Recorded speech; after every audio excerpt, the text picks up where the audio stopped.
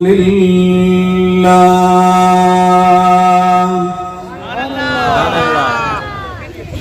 الحمد لله رب العالمين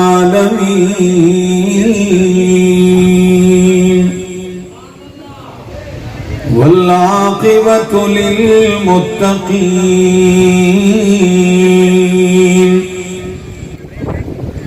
والصلاة والسلام على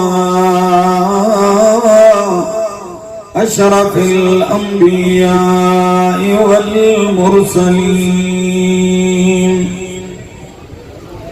وعلى آله وأصحابه أجمعين.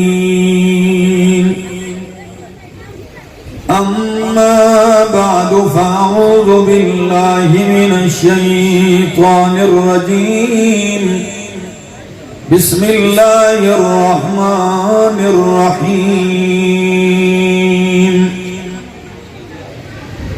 تبارك الذي نزل الفرقان على عبده ليكون للعالمين نذيرا. الذي له ملك السماوات والأرض ولم يتخذ ولدا ولم يكن له شريك في الملك وخلق كل شيء فقدره تقديرا. واتخذوا من دونه آلهة لا يخلقون شيئا وهم يخلقون ولا يملكون لأنفسهم ضرا ولا نفعا ولا يملكون موتا ولا حياة ولا نشورا. وقال تعالى: يا أيها الرسول بلغ ما أنزل إليك من ربك وإن لم تفعل فما بلغت رسالته والله يعصمك من الناس. وقال النبي صلى الله تعالى عليه وسلم: بلغوا عني ولو آية. وقال النبي صلى الله تعالى عليه وسلم: بعثت لأتمم مكارم الأخلاق. وقال النبي صلى الله تعالى عليه وسلم: إن الله يرفع بهذا الكتاب أقواما ويزع به آخرين. سبحان ربك رب العزة عما يصفون وسلام على المرسلين والحمد لله رب العالمين.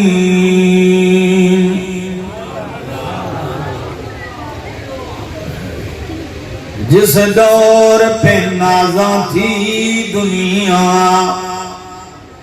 اب ہم وہ زمانہ بھول گئے. اوروں کو جگانا یاد رہا خود ہوش میں آنا بھول گئے. منہ دیکھ لیا آئینے میں پر داغ نہ دیکھا سینے میں. جی ایسا لگایا جینے میں مرنے کو مسلمان بھول گئے.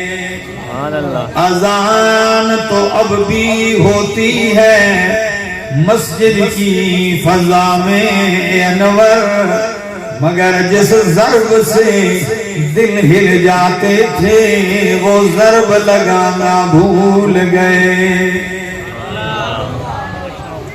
انتہائی قابل عزت قابل احترام ذی قدر علماء کرام، طلباء اعظام اور حیدرآباد جام شورو اور گرد و نواح سے آئے ہوئے میرے معزز مکرم دوستو، السلام علیکم۔ وعلیکم السلام ورحمۃ اللہ۔ کافی دیر سے آپ لوگ بیٹھے ہیں، علماء کرام کے مواعظ سن رہے ہیں۔ میری حاضری یہ بھی اسی سلسلہ کی ایک کڑی ہے کہ ہم لوگوں تک اللہ کا پیغام پہنچائیں۔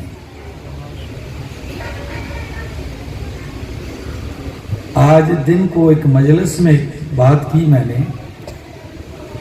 نے کہا میری مثال اس شکاری کی ہے جو جال پھینکتا ہے اور اس امید پر ہوتا ہے کہ اس جال کے اندر چند دانے لگ ہی جائیں۔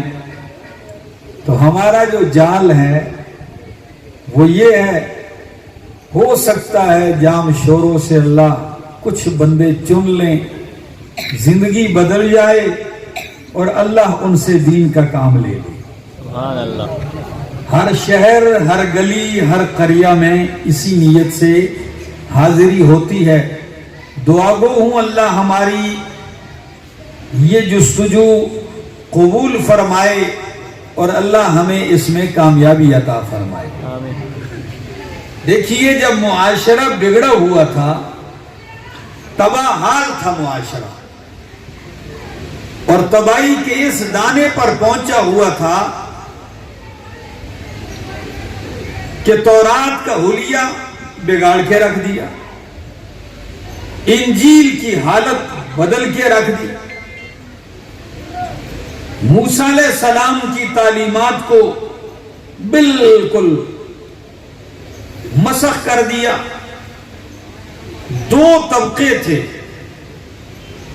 اہل کتاب میں، ایک پیروں کا اور ایک مولویوں کا، اور جو تیسرا طبقہ تھا وہ عوام تھے، بالکل ناسمجھ، ان پڑھ۔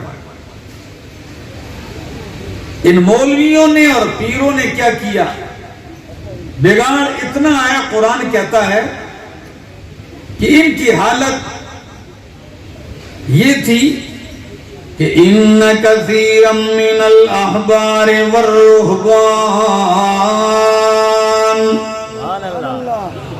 لَيَأْكُلُونَ أَمْوَالَ النَّاسِ بِالْبَاطِلِ۔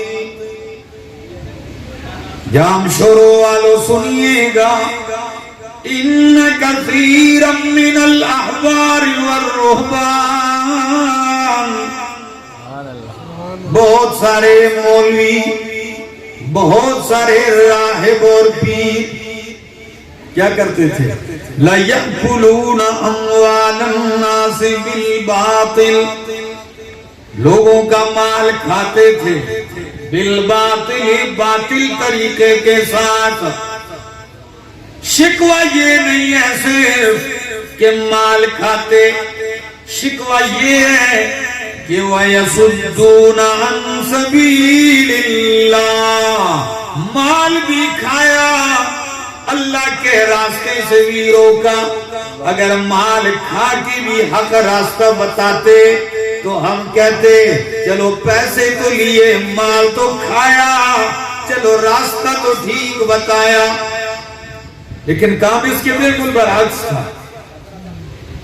اور اگر انہیں کوئی کہتا، خوش فہمی دیکھیے ذرا، کام غلط کرتے ہیں اور خوش فہمی، پہلے تو عقیدہ اپنایا، قالت الیہود عزیر ابن اللہ، کہ عزیر علیہ السلام اللہ کے بیٹے ہیں، وقالت النصارى المسیح ابن اللہ، عیسائیوں نے کہا عیسیٰ علیہ السلام اللہ کے بیٹے ہیں۔ اچھا ذرا شرک کی ابتدا دیکھیے کیسے چلتے، ترقی کیا کرتے ہیں۔ پہلے یہ عقیدہ اپنایا کہ عزیر اور عیسیٰ اللہ کے بیٹے ہیں، پھر نتیجہ یہ نکلا کہ خود اللہ کے بیٹے بن بیٹھے اور کہنے لگے نحن ابناء اللہ و احباؤہ، ہم سارے اللہ کے بیٹے ہیں، یہ دعویٰ کر بیٹھے۔ یہ ان کا حال ہے۔ اگر کوئی کہتا ہو بدبختو، لوگوں کو بھی گمراہ کر رہے ہو، ایمان سے بھی خالی کر رہے ہو، مال بھی لوٹ رہے ہو، تمہیں اللہ کو جواب دینا پڑے گا۔ تو فوراً کہتے لن تمسنا النار الا ایاما معدودات، کہ ہمیں آگ نہیں چھوئے گی مگر تھوڑے سے دن۔ خیر اگر جہنم میں چلے بھی گئے، تڑکا تڑکا لگے گا، پھر جنت ہماری ہے، ہم تو ٹھیکیدار ہیں جنت کے۔ یہ دعویٰ۔ اور ادھر جو مکے والے تھے ان کی حالت یہ تھی جامشورو والوں کہ وہ کہہ رہے تھے الملائکۃ بنات اللہ، فرشتے اللہ کی بیٹیاں ہیں۔ ایک دوسرے لات، منات، عزا، حبل، اصحاف، نائلہ، بہت سارے بت بنائے ہوئے ہیں، مرکز توحید کے اندر بت رکھے ہوئے ہیں، کعبۃ اللہ کے اندر۔ اور بس ہر آدمی کی اپنی مرضی ہے۔ کسی کے پاس دولت زیادہ ہے، اس نے سونے کا بنایا ہوا ہے، اور کسی کے پاس تھوڑا کم ہے، اس نے چاندی کا بنایا ہوا ہے۔ کوئی اور زیادہ غریب ہے تو اس نے خدا جو ہے لکڑی کا بنا دیا، اور جو بہت ہی زیادہ غریب ہے تو اس نے گارے اور مٹی سے بنا دیا۔ عجیب بات ہے، دماغ نہ استعمال ہو، وحی کی اتباع نہ ہو، اللہ کی طرف سے رہنمائی نہ ہو، پھر اچھا بلا پڑھا لکھا انسان بھی یہ کام کرنے پہ مجبور ہوتا ہے، وہ یہ کام کرتا ہے۔ میرے دوستو، کیا یہ جو گائے کے سامنے سجدے کرتے ہیں اور گائے کو ماں کہتے ہیں، تو کیا وہ پڑھے لکھے نہیں ہیں؟ پڑھے لکھے جی، ان کے پاس تعلیم نہیں، عقل ٹھکانے لگتی ہی قرآن سے ہے۔ اللہ کی طرف سے رہنمائی نہ ہو تو عقل محض کافی نہیں ہے کہ آپ کو آپ کی عقل جو ہے وہ اتنی کامل درجہ ہے۔ عقل کامل بنتی ہی قرآن سے ہے۔ دوستو، یہ حشر ہے۔ اس وقت میرے مالک نے ارادہ کیا کہ یہ بٹکی ہوئی انسانیت کامیابی کی راہ چلے، تو اللہ فرماتے ہیں هو الذی بعث فی الامین رسولا۔ ناراض تو نہیں ہے آپ؟ نہیں جی، جم شروع والا تکبیر۔ نہیں، آپ سپیکر میں بولیں گے تو ان کی آواز کیسے آئے گی؟ بھئی جاگ رہے ہو، زور سے کہہ دو نعرہ تکبیر۔ سنیے، اللہ فرماتے هو الذی بعث فی الامیین رسولا۔ اللہ وہ ذات ہے جس نے امیین میں اپنا شان والا رسول، مقام والا رسول بھیجا۔ وہ رسول آیا بھی بڑے عجیب انداز میں۔ غار حرا میں میرا محبوب محو عبادت ہے، تنہائی میں، خلوت میں ہے، آپ عبادت میں لگے ہوئے ہیں کہ جبریل رونما ہوتے ہیں، سامنے آتے ہیں۔ اللہ اکبر، یہ کہاں سے آ گئے؟ جبریل سامنے آ کے کہتے ہیں اقرأ یا محمد، پڑھیے اے محمد، پڑھیے۔ نبی کریم کہتے ہیں ما انا بقارئن، میں پڑھنے والا نہیں ہوں، میں قاری نہیں ہوں، لست بقاری۔ جبریل نے نبی کریم کو یوں سینے سے لگایا۔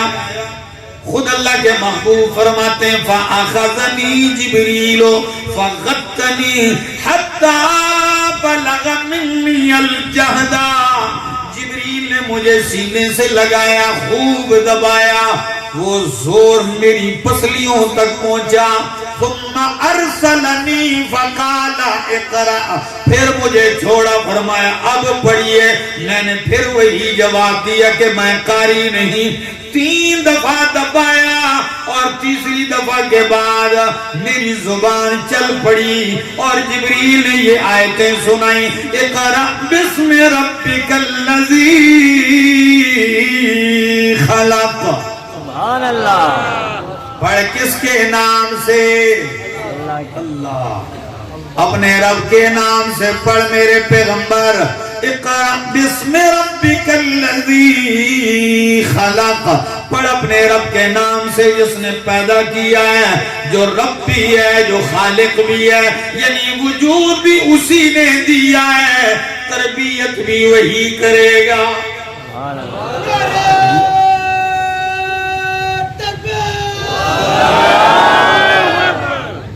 اس ایک بندے کی آواز تم سب کی آوازوں پہ بھاری ہے۔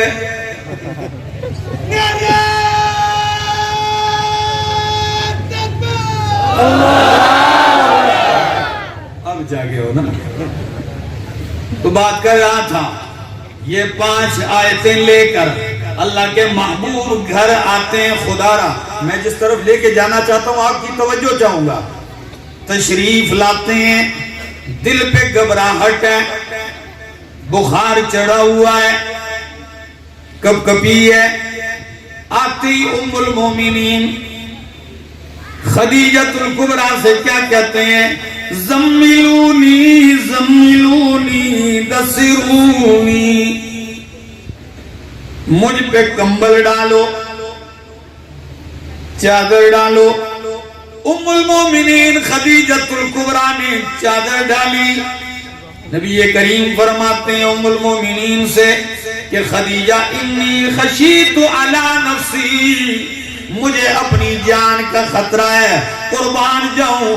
بیوی ہو تو ایسی ہو، بیوی ہو تو خدیجہ کے نقش قدم پہ چلنے والی ہو، عورت ہو تو خدیجہ کو اپنا آئیڈیل ماننے والی ہو۔ قربان جاؤں وہ خدیجہ جو عرب کی تمام عورتوں سے، مردوں سے بھی مالدار ترین عورت ہے، جو تاجرہ ہے، جس کو بڑے بڑے امیروں کے رشتے آئے لیکن ٹھکرا دیے، اور میرے محمد کا انتخاب اپنے لیے کیا ہے۔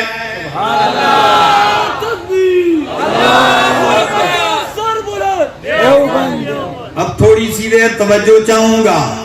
ایسی وفادار بیوی جواب میں کیا کہتی ہے؟ کلا واللہ، کلا واللہ لا یخزیک اللہ ابدا انک لتصل الرحم وتکسب المعدوم وتصدق الحدیث وتقر الضیف وتعین علی نوائب الحق۔ اللہ، عجیب کمال کے الفاظ ہیں۔ یہ نہیں آج کل کی عورتوں کی طرح خاوند پریشان آیا تو اس نے اور پریشان کر دیا۔ جی کسی آدمی نے کہا، آج کل لطیفے بنائے ہوئے ہیں نا، کہا جی حادثہ اور مصیبت میں کیا فرق ہے؟ کس میں؟ حادثہ اور مصیبت۔ نے کہا اگر بیوی بازار گئی اور مر گئی تو حادثہ ہے، اور اگر زندہ واپس آ گئی تو مصیبت ہے۔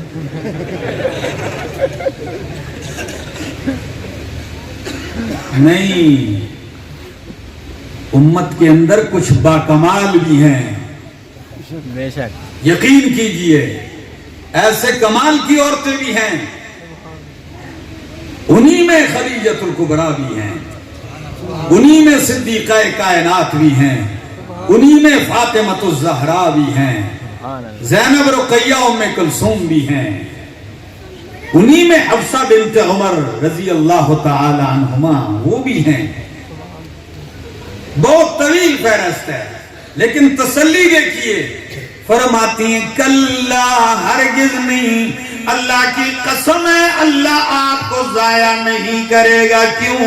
انک لتصل الرحم، تو رشتے جوڑنے والا ہے، وتکسب المعدوم، تو خود بھوکا رہتا ہے لیکن کسی کو بھوکا نہیں برداشت کرتا، خود تکلیفیں اٹھا لیتا ہے، کسی کو تکلیف میں برداشت نہیں کرتا، خود پیٹ پہ پتھر باندھ لیتا ہے لیکن کما کما کے غریبوں کو کھلانے والا ہے۔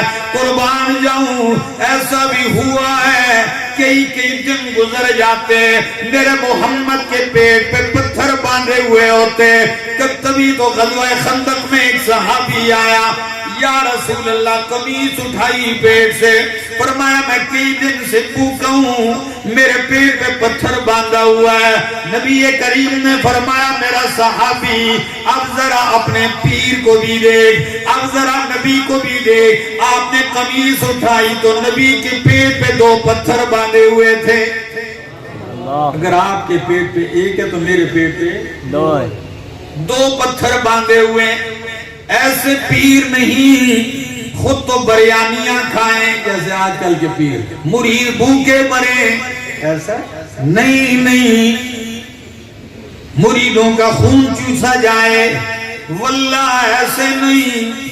کسی شاعر نے میرے محمد کے گھر کا نقشہ پیش کیا اور کیا خوب پیش کیا ہے کہ کھجوروں اور پانی پر معیشت گھر کی چلتی تھی، کھجوروں اور پانی پر معیشت گھر کی چلتی تھی، گزر جاتے مہینے آگ چولہے میں نہ جلتی تھی، کئی رات دن فاقوں میں اپنے کاٹ دیتے تھے، شکم پر بھوک کی شدت میں پتھر باندھ لیتے تھے، لیکن مقام میرے اللہ نے کتنا دیا تھا جام شوروں والوں سنیے، مسافہ جس کو ہونے کی سعادت ہاتھ آتی تھی تو پورا دن گزر جاتا مگر خوشبو نہ جاتی تھی۔ سبحان اللہ، نعرہ تکبیر۔ میرے دوستو، ام المومنین خدیجۃ الکبریٰ فرماتی ہیں تکسب المعدوم وتصدق الحدیث، آپ تو بڑے سچے ہیں، وتقر الضیف، آپ بڑے مہمان نواز ہیں، آپ تو حق کے اوپر معاونت کرنے والے، حق کے لیے تکلیفیں اٹھانے والے ہیں۔ اللہ اکبر، یہ عجیب تسلی ہے۔ میں کہتا ہوں اتنی باکمال ہیں ام المومنین کہ نبی کو تسلی دے رہی ہے، سبحان اللہ۔ اور میرے نبی کی پاک دامنی اور عفت کی یہ دلیل ہے کہ سب سے پہلے نبی کریم کی تصدیق کی ہے، آپ کی پاک دامنی اور سچائی کی گواہی دی ہے تو بیوی نے دی ہے۔ حالانکہ عموماً عام معاشرے میں ایسا ہوتا ہے کہ اگر پوری دنیا بھی آپ کو مان لے تو بیوی نہیں مانتی۔ کیوں؟ کسی کو پتہ نہیں ہوتا نا باہر آپ کیسے ہیں، لیکن بیوی کو پتہ ہوتا ہے کس درجے کا آدمی ہے، تو وہ ایسے نہیں مانتی۔ لیکن نبی کی پاک دامنی کہ پہلے بیوی نے مانا ہے، اور جام شوروں والوں عموماً بڑی دنیا مان جاتی ہے لیکن بچپن کے دوست نہیں مانتے، کیونکہ بچپنا ان کے ساتھ گزرا ہوتا ہے، کھیلے ہوتے ہیں، کودے ہوتے ہیں، بھاگ دوڑ ہوتی ہے، مزے کیے ہوئے ہوتے ہیں، مستیاں کی ہوئی ہوتی ہیں، تو سارے لوگ مان بھی لیتے ہیں۔ جو بچپن والے کہتے چھوڑو یار مجھے پتہ ہے ساتھ ہی کھیلتے تھے، وہ نہیں مانتے۔ لیکن قربان جاؤں میرے نبی کی عفت اور پاک دامنی پر جب آپ اعلان کرتے ہیں تو کیا کہتے ہیں؟ انی رسول اللہ الیکم جمیعا، او کائنات کے لوگوں میں تمہاری طرف اللہ کا رسول بن کے آیا ہوں، تم سب کے پاس اللہ کا آخری نبی ہوں۔ قربان جاؤں میرا محمد کے بچپن کا دوست ہے ابو بکر صدیق، آگے بڑھ کے کیا کہتے ہیں جام شوروں والوں، کہتے ہیں یا رسول اللہ اگر آپ اللہ کے آخری نبی ہیں تو ہاتھ آگے کیجئے، ابو بکر آپ کا پہلا امتی ہے۔ سبحان اللہ۔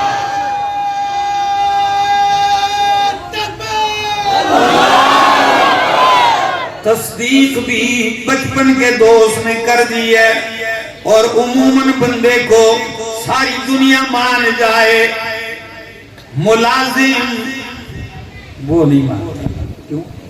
چوکیدار وہ نہیں مانتا، اس کو پتہ ہوتا ہے کیسا آدمی ہے. کسی کی معلومات لینی ہو اس کے ڈرائیور سے، اس کے ملازم سے لو، وہ آپ کو بتا دے گا کیا ہے. لیکن قربان جاؤں نبی کریم کے غلام نبی کریم کے گھر میں پلتے ہیں. غلام تو نہیں تھے ابتداء، اغوا کیے گئے تھے حضرت زید. پھر اغوا ہونے کے بعد بکتے بکتے نبی کریم کے گھر تک آئے. تفصیل چھوڑ رہا ہوں. ادھر ماں باپ تلاش میں لگے ہوئے ہیں، ہمارا بیٹا کہاں گم ہو گیا. تلاش کرتے کرتے کسی نے باپ سے کہہ دیا کہ وہ تو مکہ میں ہے اور فلاں کے گھر ہے. سارا خاندان آتا ہے، ماں باپ بھائی رشتہ دار ماموں چچا آئے ہوئے ہیں. نبی کریم سے کہتے ہیں جی زید ہمارا بیٹا ہے، وہ غلام نہیں ہے، ہم اسے مانگنے آئے، بھیک مانگتے ہیں آپ سے اپنے بیٹے کی. نبی کریم فرماتے ہیں ٹھہر جاؤ، زید آنے والا ہے، اگر اس کی مرضی ہوئی تو جائے آپ کے ساتھ، میں نہیں روکوں گا، لیکن اگر وہ نہ جانا چاہے تو پھر آپ کچھ نہ کہنا. باپ بھی سوچتا ہے یہ کیسے ہو سکتا ہے، ماں سے بچھڑنے والا بچہ، باپ سے بچھڑنے والا بچہ، آزادی سے بچھڑنے والا بچہ، غلامی کی زنجیروں میں جکڑا جانے والا، کس طرح جب اتنے عرصے کے بعد ماں باپ کو دیکھے گا، کیسے نہیں جائے گا. لیکن قربان جاؤں چند لمحے کے بعد جب زید آتے ہیں، نبی کریم دیکھتے ہیں چمٹتی ہے ماں باپ، چمٹتے ہیں، اس سے محبت ہے، پیار کا ایک عجیب منظر ہے. آنسو بہائے جا رہے ہیں، سینے سے لگایا جا رہا ہے. نبی کریم فرماتے ہیں زید اب تیرے سامنے دونوں باتیں ہیں. تو نے ماں محمد کی محبت اور شفقت بھی دیکھی ہے، تو نے ماں باپ کی محبت بھی دیکھی ہے، اب مرضی تیری ہے، میرے پاس رہنا چاہتا ہے یا ماں باپ کے پاس جانا چاہتا ہے. سناٹا چھا گیا کہ یہ عجیب سوال ہے. لیکن قربان جاؤں زید کہنے لگا یا رسول اللہ، جب سے آپ کے ساتھ تعلق جڑا ہے میں نے کائنات کی ہر محبت کو آپ کی محبت پہ قربان کر دیا ہے. سبحان اللہ.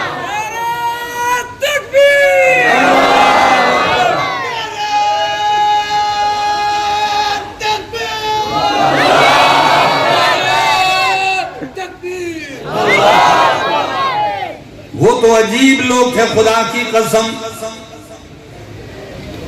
ہر میدان میں کھڑے ہوتے ہیں.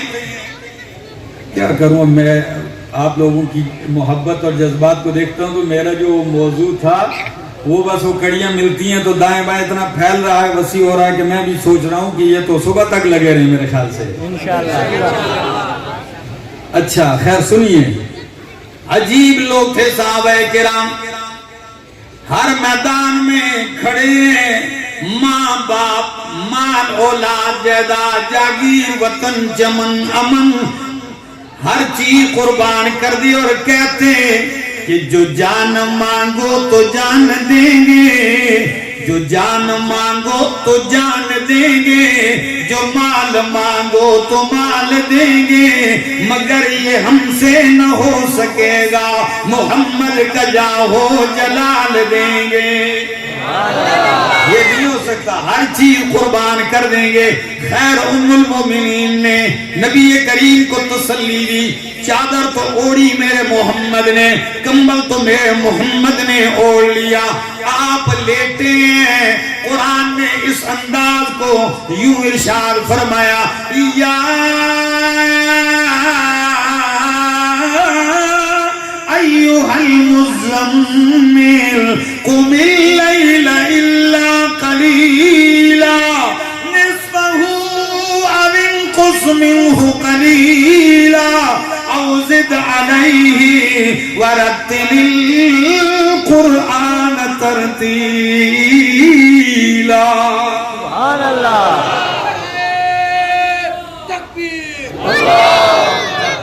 یا ایوہ المزمل، او چادر میں لپٹنے والے میرے پیغمبر. یہ محبت کی ادا نہیں تو اور کیا ہے جی؟ یا ایوہ المزمل یا ایوہ المدثر، دونوں خطاب. او چادر اوڑھنے والے، کمبل اوڑھنے والے میرے پیغمبر، آپ تو لیٹ گئے ہیں. میں نے جو مشن دیا ہے اس کے بعد لیٹنا نہیں، قم، آپ نے تو کھڑا ہونا ہے. سبحان اللہ لیٹنے کا وقت ختم ہو گیا. اب آپ نے کیا ہونا ہے؟ کھڑا ہونا ہے. کھڑا ہونا ہے. آپ نے صفا کے پہاڑی پہ کھڑے ہو کے میری توحید سنانی ہے. آپ نے مکے کے دامن میں میری توحید سنانی ہے. آپ نے پتوں کے پجاریوں کے سامنے کھڑا ہونا ہے اور کیا کرنا ہے؟ یا ایوہ المدثر قم فانذر وربک فکبر. علماء بیٹھے ہیں، عجیب الفاظ ہیں. کبر ربک نہیں فرمایا، بلکہ کیا فرمایا؟ وَرَبَّكَ فَكَبِّرْ. مفعول کو مقدم کر دیا، حالانکہ گرامر میں مفعول بعد میں ہوتا ہے. تو یہ مقدم کیوں کیا؟ مقدم اس لیے کیا کہ حسر والا معنی پیدا ہو جائے. حسر والا معنی ایسے پیدا ہوگا جام شوروں والوں کہ میرے پاک پیغمبر کوئی لات کی بڑائی بیان کر رہا ہے، کوئی عزا و حبل کی گیت گا رہا ہے، کوئی نائلہ و اصحاب کی گیت گا رہا ہے، کوئی مردوں اور زندوں کی تعریفیں کر رہا ہے، بڑائیاں بیان کر رہا ہے. لیکن میرا سونا محمد وَرَبَّكَ فَكَبِّرْ، تو نے کھڑے ہو کر صرف اور صرف اپنے رب کی بڑائی بیان کرنی ہے. سبحان اللہ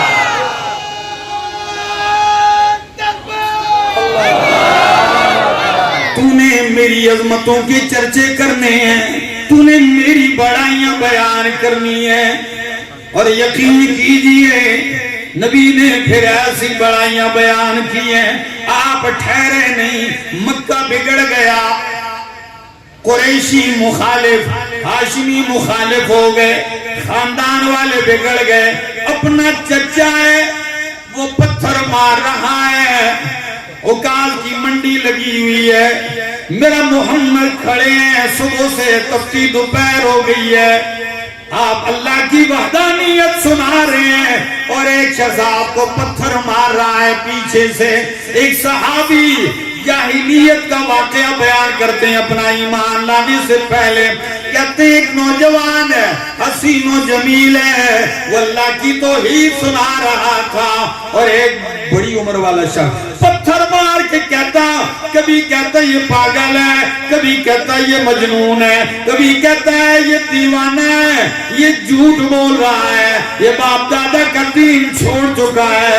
میں نے پوچھا لوگوں یہ خوبصورت جوان کون ہے جو اللہ کی توحید کے نغمے سنا رہا ہے؟ تو جواب ملا کہ یہی وہ ہستی ہیں جن کا نام محمد ہے صلی اللہ علیہ وسلم.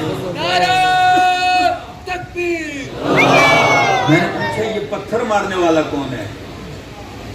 تو جواباً کہا گیا یہ پتھر مارنے والا بھی کوئی دوسرا نہیں، اپنا چچا ہے. جب گھر سے مخالفت ہو تو کتنا دکھ ہوتا ہے، کتنی تکلیف ہوتی ہے. جی میں یہاں آپ کے پاس بیٹھا ہوں، میرا چچا آ کے کہے بھائی لوگوں جھوٹ بول رہا ہے، کلیجہ نہ پھٹ جائے گا. لیکن کیا کیا جائے، یہ پیغام سنانے کے لیے تنگ سینہ نہیں، کھلے سینے سے یہ کام ہوتا ہے.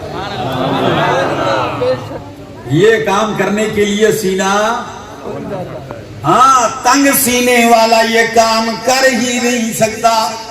یہی وجہ ہے کہ میرے پاک پیغمبر کو قرآن کہتا ہے، اللہ فرماتے ہیں الم نشرح لک صدرک، الم نشرح لک صدرک، میرے پیغمبر کیا میں نے آپ کے کہنے کے بغیر آپ کا سینہ کھول نہیں دیا؟ شرح صدر سے نہیں نوازا کہ ساری کائنات مخالف ہے، لیکن میرے نبی کے پائے استقلال بھی میں ذرا بھی جنبش نہیں آتی، پہاڑ ٹل جائیں لیکن میرے محمد کے قدم نہیں ٹلتے اپنے حق کی بات سے۔ تو فرمایا قم فانذر، آپ نے اٹھنا ہے، میرا پیغام سنانا ہے، پھر پتھروں کی بارش میں بھی سنایا ہے، پھر تلواروں کی دھاروں کے سامنے بھی سنایا ہے، دن نہیں دیکھا، رات نہیں دیکھی، سنایا جا رہا ہے پیغام۔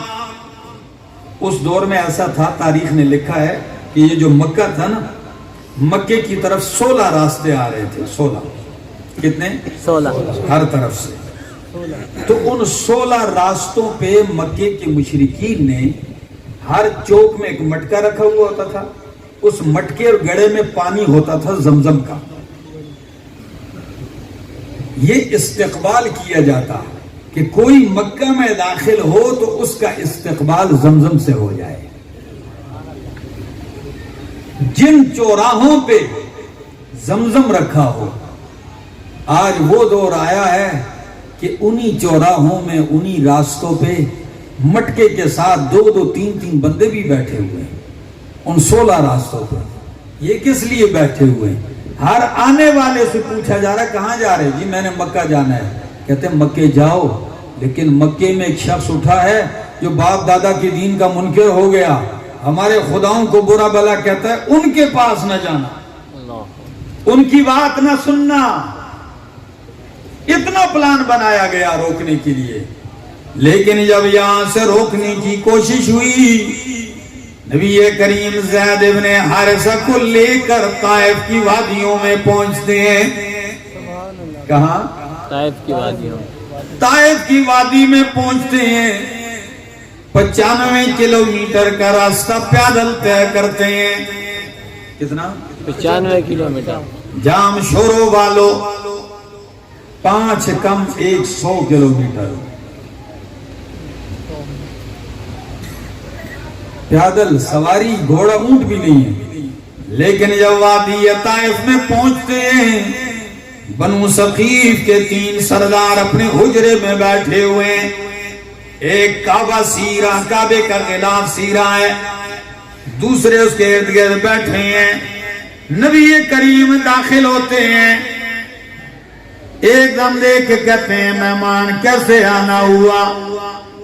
ابھی بیٹھے نہیں نبی کریم، پانی کا بھی نہیں پوچھا انہوں نے۔ نبی کریم نے فرمایا او طائف کے سرداروں، میں تمہارے پاس اللہ کا پیغام لے کے آیا ہوں، اللہ کی وحدانیت سنانے آیا ہوں، میں اللہ کا رسول ہوں۔ جب آپ نے قرآن پڑھا تو وہ تینوں میں سے ایک بدبخت کہنے لگا اخرج من بلدنا، نکل جا ہمارے شہر سے، کیا اللہ کو تیرے سوا کوئی اور نہیں ملا نبی بنانے کے لیے؟ دوسرا کہنے لگا کہ میں تجھ سے بات بھی نہیں کرنا چاہتا، اور تیسرا بدبخت کہنے لگا میں یہ غلاف کعبہ چیر کے ٹکڑے تو کر دوں گا، تجھے نبی نہیں مانوں گا۔ یہ رویہ، یہ رد عمل، لیکن قربان جاؤں نبی کریم کی استقامت پر، آپ کے صبر اور تحمل پہ قربان جاؤں۔ فرمایا او سردارو، تم نے جو کہا میں نے معاف کر دیا، پر میری ایک شرط ہے، تم نے تو سارے اخلاقی پھینک دیے، یہ بھی نہیں دیکھا 95 کلومیٹر کا راستہ طے کر کے ایک مہمان آیا ہے، تم نے تو مجھے پوچھا بھی نہیں، لیکن میں بھی تم سے مطالبہ نہیں کرتا، ان اجری الا علی اللہ، سبحان اللہ، میں تو چندے بٹورنے والا کام کی اجرت کس سے لیتا ہوں؟ اللہ سے لیتا ہوں۔ اللہ اکبر۔ آپ نے کہا لوگوں تم نہیں مانتے ہو، نہ مانو، میری درخواست یہ میرا راستہ نہ روکنا۔ نہیں مانتے ہو نہ مانو، میرا راستہ نہ روکنا، میں جا کے عوام کو، غریبوں کو پیغام سناؤں گا۔ وہ بدبخت کہنے لگے اچھا یہ کیسے ہو سکتا ہے؟ اٹھتے ہیں، اعلان کرتے ہیں، تمام طائف اکٹھا ہوتا ہے۔ نبی کریم زید کے ساتھ بازار طائف سے گزر رہے ہیں، دونوں جانب سے بچے، بوڑھے، جوان، مرد اور عورتیں جھولیاں بھر بھر کے پتھر برسا رہے ہیں۔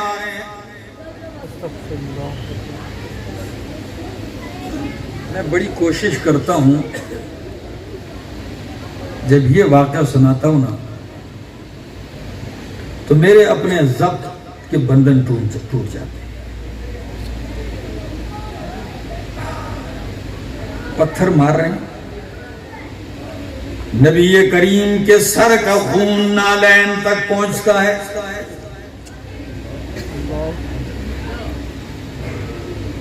کیا گزرتی ہوگی جامشوروں والوں، کسی نے کیا خوب لکھا کہ رجل غریب وحید بعید عن اہلہ و وطنہ، ایک بندہ ہو، اکیلا ہو، گھر سے، وطن سے دور، پردیسی ہو، اجنبی ہو، خاندان بھی نہ ہو، اور پورا شہر اسے پتھر مارنے پہ آ جائے، اس کے دل پہ کیا گزرتی ہوگی۔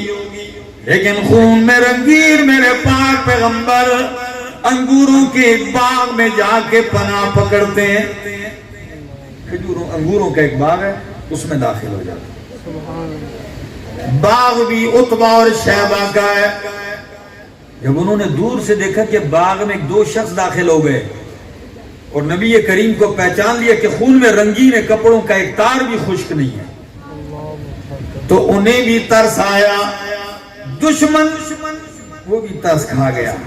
اپنے غلام عداس کو تشت میں، مجمع میں انگوروں کا ایک گچھا دے کے کہنے لگے وہ جو فلاں بندہ کے بیٹھا ہے ٹیک لگا کے درخت کے ساتھ، یہ انگور اسے دے کے آؤ۔ اس غلام کا نام عداس ہے۔ اٹھا، انگوروں کا گچھا لے آیا۔ نبی کریم خون میں رنگین بیٹھے ہیں۔ زید جوتا نکالنے کی کوشش کرتا ہے، نالین مبارک، جوتے نہیں اترتے، خون جمع ہوا ہے۔ نبی کریم انگوروں کے اس گچھے کی طرف ہاتھ بڑھاتے ہیں تو کیا کہتے ہیں؟ بسم اللہ۔ کیا؟ بسم اللہ کہہ کے ہاتھ بڑھایا۔ عداس نے بسم اللہ سنا تو ایک دم کہنے لگا یہ کون سا کلمہ آپ نے پڑھ دیا؟ یہ لوگ تو یہاں بسم اللہ تو کوئی نہیں جانتا، یہاں تو بسم اللہ والعزیٰ والے ہیں۔ آپ نے یہ کلمہ کہاں سے پڑھ لیا؟ نبی کریم کہتے ہیں تو کون ہے، کہاں سے ہے، تو کڑے علاقے دیں، آپ کون سے علاقے کے ہیں؟ تو وہ کہنے لگا میں عراق کا ایک شہر ہے نینوا۔ میں تو نینوا کا ہوں۔ نبی کریم خون میں رنگین بھی ہیں، پھر بھی مسکرا کے کہنے لگے یہ تو میرے بھائی یونس علیہ السلام کا علاقہ ہے۔ میرے بھائی یونس علیہ السلام کا علاقہ ہے۔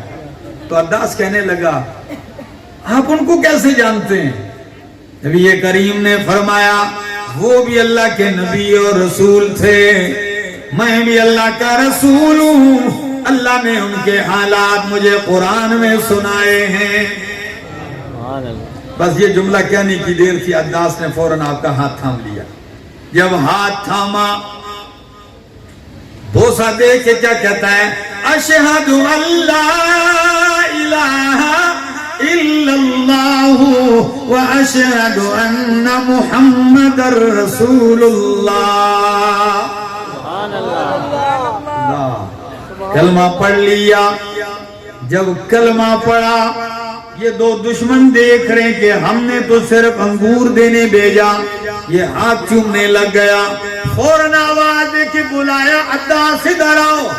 عداس ہے، یہ تو کیا کر رہا ہے؟ وہ اللہ کے بندے یہ کیا کر رہا ہے؟ وہ کہنے لگا لوگو تم مانو یا نہ مانو، میں نے پہلی ملاقات میں مان لیا ہے، یہ اللہ کے نبی ہیں، سچے رسول ہیں۔ انہوں نے کہا نہیں ایسا نہیں، ایسا نہیں۔ نے کہا تم جو مرضی کہو میں مان چکا ہوں، یہی حق نبی ہے۔ اللہ اکبر۔ اب جام شوروں والوں بات سنیے گا، عداس واپس ہوتا ہے، نبی کریم جب چلنے لگتے ہیں تو چلنے سے پہلے ہاتھ اٹھا کے التجا کرتے ہیں۔ دل دردمند ہو، بدن خون سے چور چور ہو، رنگین ہو، بندہ پردیسی ہو، جی تنہا ہو، اب جب وہ زاری کرے گا تو وہ زاری کیا زاری ہوگی؟ کیا فرماتے ہیں اللہ کے پاک پیغمبر؟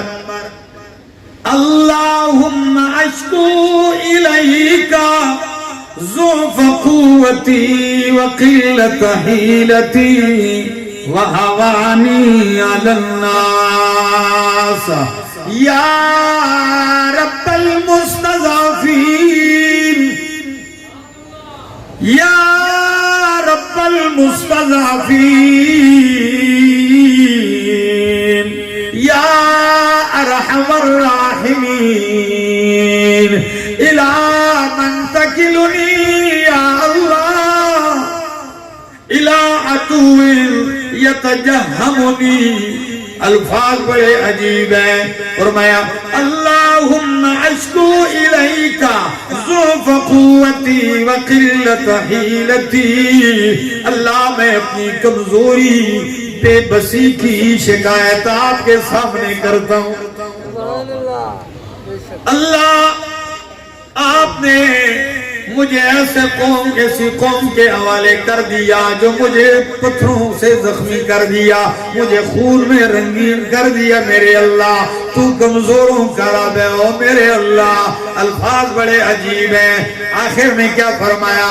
فرمایا اِن لَمْ تَكُنْ بِكَ عَلَيَّ غَضَبٌ فَلَا أُبَالِي، او میرے اللہ اگر تو ناراض نہیں ہے تو میں خون میں رنگین ہو کی بھی کہتا ہوں، مجھے اس تکلیف کی بھی کوئی پرواہ نہیں۔ سبحان اللہ۔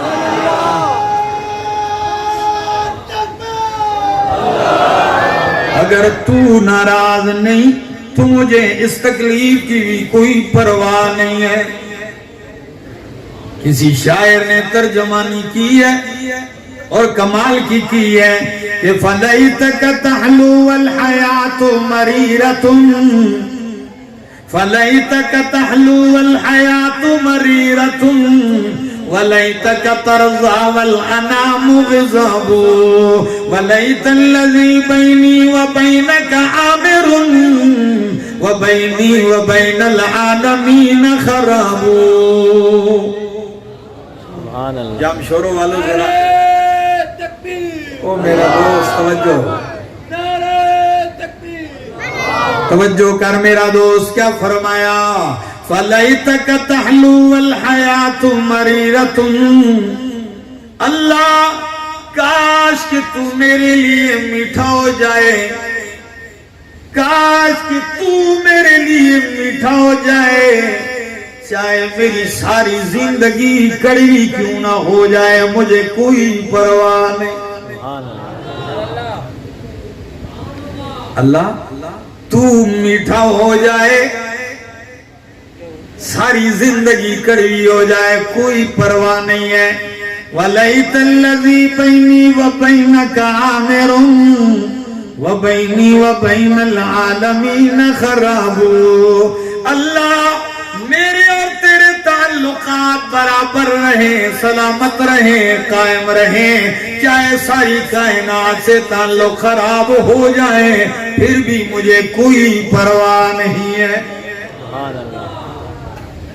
میرے دوستو، یہی وہ درد بھرے جملے ہیں، جب اٹھ کے چلنے لگتے ہیں نا تو اگلی بات بھی سننے کی ہے۔ آپ چلتے ہیں جو ہی تھوڑا امن ہوتا ہے آپ نکلتے ہیں. صحیح بخاری کے الفاظ ہیں, نبی کریم فرماتے ہیں میں نے یوں اوپر دیکھا تو بادل کا ٹکڑا میرے سر پہ سایہ کیے ہوئے میرے ساتھ چل رہا ہے. سبحان اللہ. اللہ تکلیف دیتا ہے لیکن تکلیف میں تنہا و بے سہارا نہیں چھوڑتا. تکلیف اللہ دیتے ہیں لیکن ہاتھ بھی دیتے ہیں, بے شک. تنہا نہیں چھوڑتے جو اللہ پہ بھروسہ کرے. فرمایا میں نے یوں سر اٹھایا تو جب یوں بادل کو دیکھا ساتھ ہی دیکھتا ہوں جبریل سامنے آتے ہیں. سبحان اللہ. جبریل آتے ہیں, السلام علیکہ یا رسول اللہ, سلام پیش کیا. فرمایا اللہ کے محبوب جو قوم نے آپ کے سامنے کیا ہے اللہ نے وہ دیکھ لیا, آپ کی زاری بھی اللہ نے سن لی ہے. میں اکیلے نہیں آیا, ھذا ملک الجبال, یہ میرے ساتھ پہاڑوں کا فرشتہ ہے. آپ اشارہ کر دیں ابھی پہاڑ ٹکرا کے طائف والوں کو چکنا چور کر دیا جائے گا. لیکن نبی کریم کیا فرماتے ہیں؟ فرمایا لا بل ارجو ان یخرج اللہ من اصلابہم من یعبد اللہ وحدہ ولا یشرک بہ شیئا. سبحان اللہ. اللہ میں یہ نہیں چاہتا کہ یہ تباہ ہو جائیں, میں تو اب بھی یہ کہتا ہوں اللہ کہ اگر یہ نہیں مانتے ان کی نسلوں میں ایسے پیدا کر دے جو تیری توحید کا اعلان کرنے والے ہوں. سبحان اللہ. نعرہ تکبیر, شان مصطفیٰ زندہ باد. میرے دوستو جام شورو والو, اگر چاہتے ہو کہ اللہ کی وحدانیت کا نغمہ کائنات میں پھیل جائے, چاہتے ہو یہ نغمہ توحید ملک پاکستان کے کونے کونے میں پہنچ جائے بلکہ ساری دنیا میں پہنچ جائے, پھر آئیے, پھر اٹھئیے, دل میں یہ درد لیجئے, پھر ساتھ دیجئے, پھر نبھائیے دوستی. ہم نے تو یہ عزم کر رکھا ہے کہ توحید کی اس پرچم کے سائے میں چلنا ہے, رب کا قرآن سنانا ہے, مصطفیٰ کا فرمان سنانا ہے, شرک کے ایوانوں میں رب کی توحید کے نعرے لگانے ہیں. تو جام شورو والو آپ مشن توحید میں ہمارا ساتھ دو گے کہ نہیں دو گے؟ بالکل دیں گے. ہاتھ کھڑے کرو دوستو, دو گے ساتھ؟ بس یہی ہمارا مشن ہے. ہم بس یہی کہتے ہیں کہ شمع خلیل پھر سے. سبحان اللہ. ابراہیم خلیل اللہ کا مشن ہے نا, شمع خلیل پھر سے درخشاں کریں گے ہم, شمع خلیل پھر سے درخشاں کریں گے ہم, آتش کا دائیں شرک کو گلستان کریں گے ہم. یارو اٹھا کے دوش پہ توحید کا علم, یارو اٹھا کے دوش پہ توحید کا علم, ہر درد کائنات کا درما کریں گے ہم. سبحان اللہ. اللہ اکبر. توحید و سننا زندہ باد. سر بکاف سر بلند, دیوبند. سر بکاف سر بلند. یہ کوئی نہیں ہوتا کہ آپ اللہ کی توحید سنائیں, آپ کے گلے میں ہار پڑے, ابتداً تکلیف ہوگی, ہار بھی پڑیں گے, پھول بھی برسائے جائیں گے, لیکن پہلے رگڑا نکلے گا. جب آپ کسی کو دیکھ رہے ہوتے ہیں نا کہ اللہ, لوگ اس پہ پھول پھینکتے ہیں, لوگ اس پہ پتیاں پھینکتے ہیں, لوگ اس سے اتنی محبت کرتے ہیں, تو بندہ سوچتا ہے کہ یہ ایسے ہی ایک دم ہو گیا. پھر جا کے ذرا پوچھ لو نا تو پھر آپ کو وہ بتائے گا کہ ہینا رنگ لاتی ہے پس جانے کے بعد. مہندی میں رنگ کب آتا ہے؟ جب وہ پستی ہے, خوب رگڑا نکلتا ہے, پاؤڈر بنتا ہے, تب جا کے وہ رنگ دیتی ہے.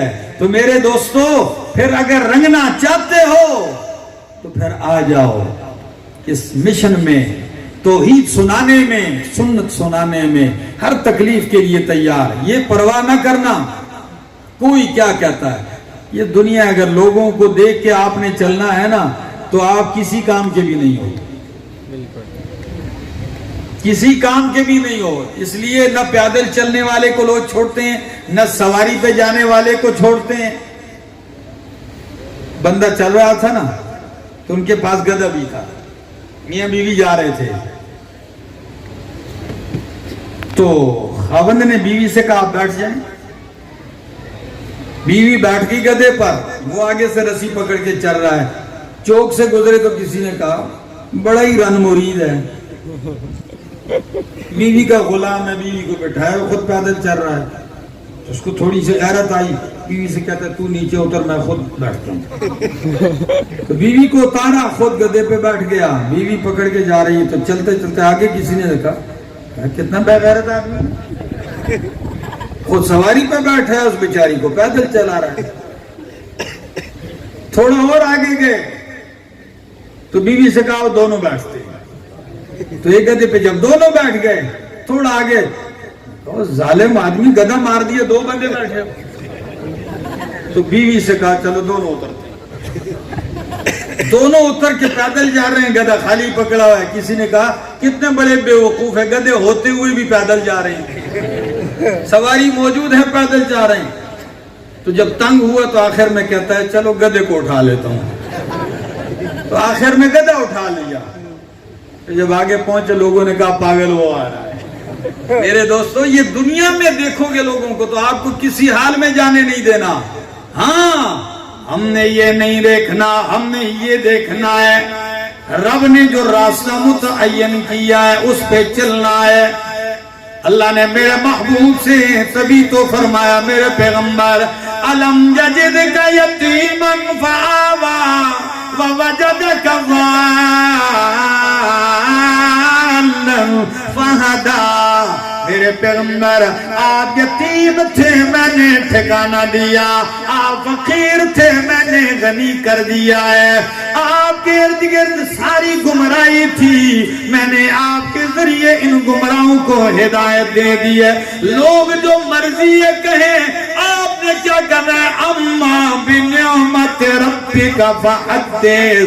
آپ کو میں نے نعمت قرآن سے نوازا ہے، آپ کھل کر اسے بیان کریں. سبحان اللہ. اما بنعمت ربک فحدث. میں نے آپ کو نعمت قرآن سے نوازا ہے، اسے بیان کیجئے.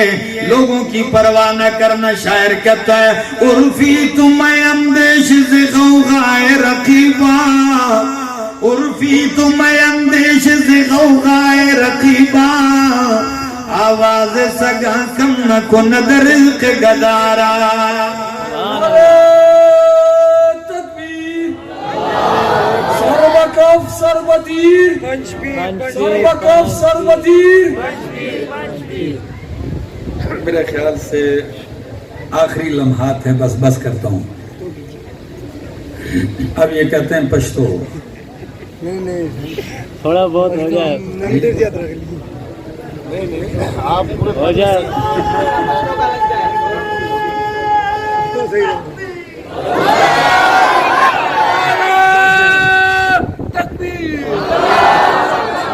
اچھا میرے دوستو، پھر اس سے بہتر میں سندھی میں بیان کروں. کشت ہو جائے تو یہ سارے سندھی مانوں. چلو میرے دوستو چند باتیں ہیں، بس بات ختم کرتا ہوں. پشتو والے بھی اردو سمجھتے ہیں، ٹھیک ہے نا. دوستو بات کر رہا تھا کہ جو لوگ مرضی کہیں، ہم نے کام کرنا ہے، اللہ کا پیغام سنانا ہے، شوق کے ساتھ، جذبے کے ساتھ، شرح صدر کے ساتھ، برداشت کے ساتھ، ہمت کے ساتھ، تحمل مزاجی کے ساتھ. یہی وفا کا راہ ہے، یہی وفا کے لیے بہترین سڑک ہے.